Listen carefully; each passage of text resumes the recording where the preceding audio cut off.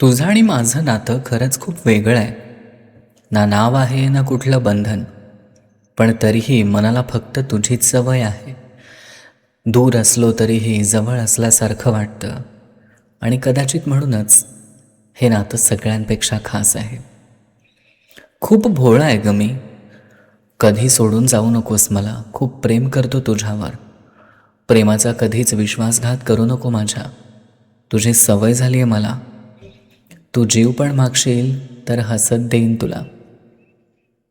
ती म्हणाली, माझी आठवण येते का रे अजून? तो म्हणाला, आठवण तर रोजच येते, फक्त आता सांगायला तू नाहीस. ती म्हणाली, इतकं प्रेम केलंस का माझ्यावर? तो हसला आणि म्हणाला, प्रेम तुझ्यावर केलं होतं, पण शिक्षा स्वतःला झाली. ती म्हणाली, आता माझ्याशिवाय खुश आहेस ना? तो म्हणाला, खुश तर नाही, पण दुःख लपवायला शिकलोय. ती म्हणाली, मला विसरलास का? तो म्हणाला, विसरलो असतो तर आजही प्रत्येक कवितेत तुझा उल्लेख केलाच नसता.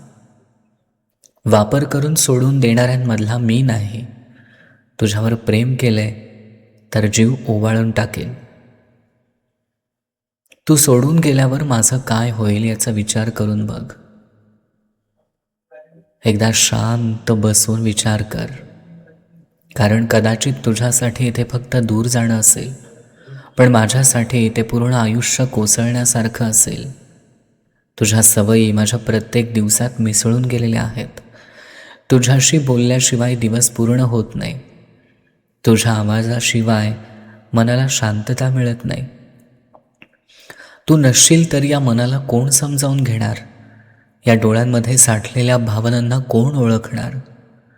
लोक म्हणतात वेळ सगळं ठीक करते, पण काही माणसं अशी असतात की त्यांची जागा वेळही भरून काढू शकत नाही.